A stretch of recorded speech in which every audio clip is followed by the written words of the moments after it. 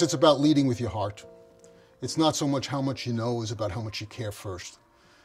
I tell you a quick story about sitting in this office and all of my colleagues have that busy day. We're all running around, we're busy as can be, and I hear a conversation that goes on outside my office. Mr. Jones is upstairs and he's very upset. His glasses broke and everybody's trying to help him.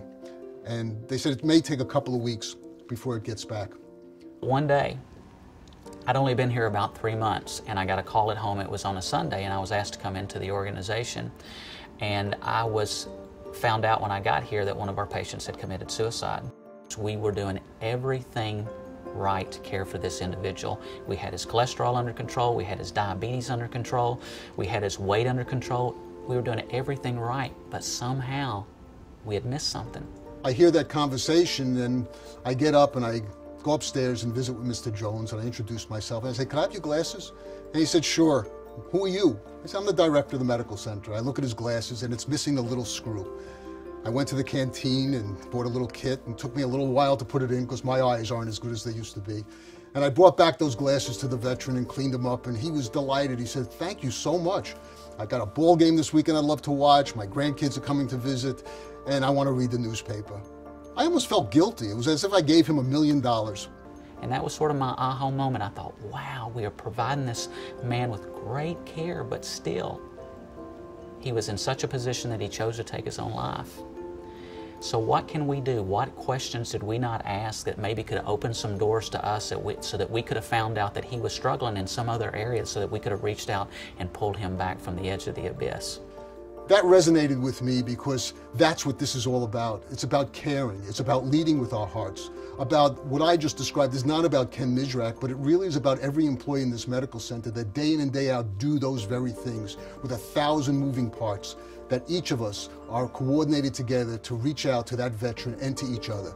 Bought into patient-centered care, to mindfulness, about active listening, to be sure that we developed a personalized health plan where we went beyond just standard medical questions and talked about what's important to you. Where do you see yourself a year from now? What do you want to be dancing at your granddaughter's wedding 3 years from now? And what can we do to help you achieve that?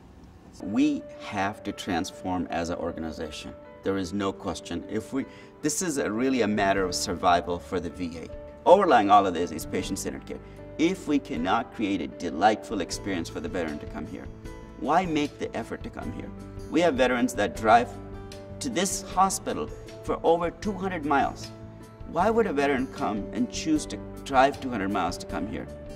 If we don't offer them something special, we don't create an experience for them that is amazing and delightful experience. Well, for me, it's really about how we all treat each other. In our society, we're just not taught or nurtured to learn how to have a broad awareness of who we are and why we're here and how we can have the healthiest life possible.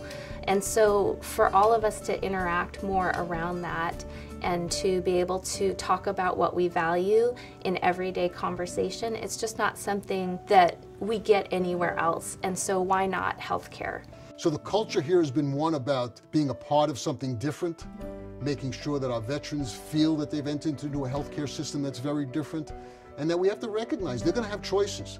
Veterans are going to have the opportunity to choose other places to go. They want to know when they get it, how they get it, access to care, so we have to think differently. And that's so critical to the culture of our organization. We continue on and we learn more and more about the Affordable Care Act. We've discovered that our veterans will have a choice in 2014. So if you need a material reason, if you need a fiscal reason for why you should be doing this, that is one. We have to be able to continue doing what we're doing, and the only way we can do it is if our veterans choose to come to us. Why would a veteran choose to come here? Why are we different? And when we talk to veterans, the reason why they want to come here is, one, they want to have outstanding quality of care, but they want to be where their brothers and sisters are, and that camaraderie, that brotherhood, it's intangible. You can't put a price on it. You can't hang your hat on it, but it is something that brings everyone together. Patient-centered care will always be relevant because that is why we are in the healthcare system, to provide patient-centered care. So we must always talk about it, and it must be at the forefront of everything we do. Every action, every reaction, every conversation needs to center around patient-centered care. This journey is not an easy journey because it is such a cultural transformation, and we all know from all the literature that that's the hardest kind of change to make. But I will tell you that I think it will happen. I think it needs to happen. Our patients deserve it.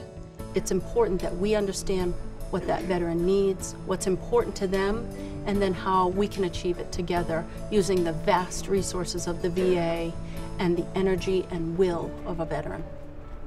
I feel more so like a person than a number. Then I feel more so like an individual. They know me personally. Honestly, I feel like just the team, I feel like it's more of home. It's not the VA hospital when I'm talking to them. I feel like I'm at home and I feel like I'm in a comfortable space.